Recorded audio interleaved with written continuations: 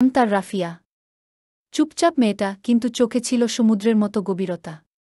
আর আমি ছিলাম তার পাশের বেঞ্চে বসা ছেলেটা, রাফিন, যে তার দিকে তাকিয়ে থাকতে ভালোবাসত আর নিজের ভালোবাসাটা পকেটের ভাঁজে লুকিয়ে রাখত। সারা কলেজ জুড়ে সবাই ভাবত আমরা শুধু ভালো বন্ধু। তারা জানত না, সে যখন কথা বলত আমি মন দিয়ে শুনতাম না, আমি শুনতাম তার নিঃশ্বাস, তার চুপ করে থাকা। সে যখন খুশি থাকত আমার মন রংধনু হতো। আর সে যখন কাঁদত আমি ছায়ার মতো পাশে দাঁড়িয়ে থাকতাম, কিছু না বলেই। একদিন সে বলল, রাফিন, আমি অন্য কাউকে পছন্দ করি কি? আমি হেসে বলেছিলাম, ভালো মানুষ যেন হয় কি? ভেতরে আমার সমস্ত কিছু তখন ভেঙে চুরমার হচ্ছিল। সে চলে গেল। নতুন শহর, নতুন জীবন।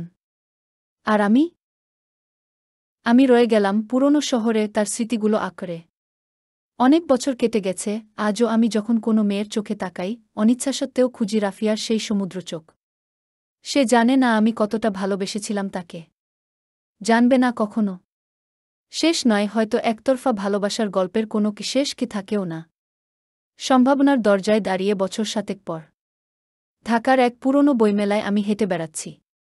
হাত ভর্তি ধুলোপড়া কাগজ, পুরনো কবিতার বই, আর মনে হঠাৎ হঠাৎ ভেসে আসা সেই পরিচিত নাম, রাফিয়া। কিন্তু এত বছর পর তাকে দেখব, সেটা কখনো কল্পনাও করিনি। আর ঠিক তখনই লোকজনের ভিড়ের মধ্যে একটা চেনা কণ্ঠস্বর কানে এলো, এই বইটা এখনো ছাপা হয়? আমি তাকিয়ে দেখি, সে রাফিয়া। আগের মতোই চোখে সেই সমুদ্রের ছায়া, তবে হাসিটা যেন অনেক কষ্টে ঠোঁট পর্যন্ত পৌঁছায়। আমার বুক কেঁপে উঠল। চোখে চোখ পড়ল। সে একটু থমকে গেল। তারপর বলল, তুই রাফিন? আমি হেসে বললাম, হ্যাঁ, এখনও কবিতার বই কিনি। সে হেসে ফেল। একটা নরম অথচ লাজুক হাসি, যেটা আমি আগে দেখতাম কিন্তু এখন অনেক পরিণত মনে হল। কিছুক্ষণ দাঁড়িয়ে কথা বললাম। সে বল, বিয়েটা হয়নি। সময় মানুষ সবই পাল্টে গেছে। আমি বললাম, না, আমিও এখনো একা। কিন্তু তবুও আমরা একে অপরকে কিছু বলিনি। না পুরনো ভালোবাসার কথা, না হারিয়ে যাওয়া সময়ের কথা। চলে আসার সময় সে বল, ভালো থাকিস, আবার দেখা হবে।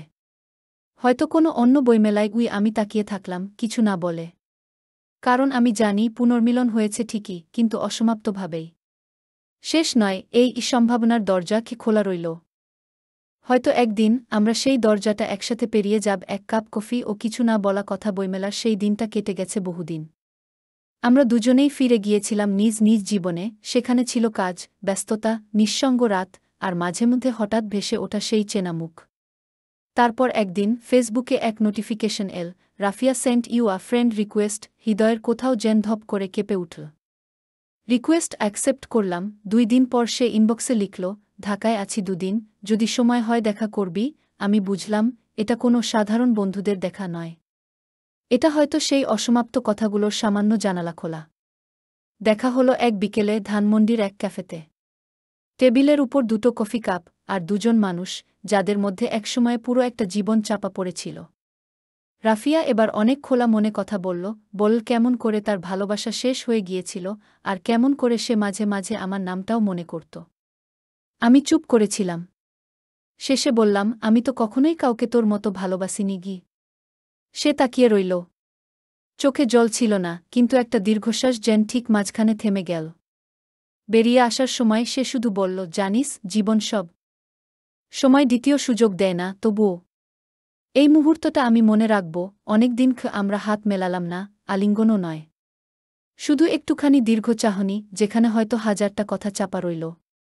শেষ অধ্যায়ের সূচনা। তাকে আমি আবার হয়তো দেখব না। তবুও আজ রাতটা অনেক হালকা লাগছে। কারণ ভালোবাসা সবসময় একসাথে থাকায় নয়, কখনো কখনো বুঝে নেয়ার নামও ভালোবাসা। ভালোবাসা সবসময় ফিরে আসে না, বহুদিন কেটে গেছে সেই শেষ দেখার পর। আজ রাফিয়ার প্রোফাইলে এক ছবি চোখে পড়ল, সে বিয়ে করেছে। চোখে শান্তির ছায়া, গায়ে শাড়ি, মুখে হালকা হাসি। আর পাশে এক অচেনা মানুষ। আমি অনেকক্ষণ ছবিটার দিকে তাকিয়েছিলাম, কোনো হিংসা, কোনো অভিমান নেই। শুধু মনে হলো, এই মেয়েটার মুখে এমন হাসি আমি চেয়েছিলাম সবসময়। নিজের জীবনে আমি এখন একা, কিন্তু একরকম অভ্যস্ত। ভালোবাসা না থাকলেও স্মৃতি রয়ে গেছে, যেখানে সে হাসে, গল্প করে, আর আমি তাকিয়ে থাকি চুপচাপ। আজ রাতে আমি শেষবারের মতো তার ইনবক্সে একটা মেসেজ লিখলাম, ভালো থাকিস, রাফিয়া। তোর হাসিটাই আমার কাছে সবচেয়ে প্রিয় ছিল। সেন্ড করলাম না, ডিলিট করে দিলাম।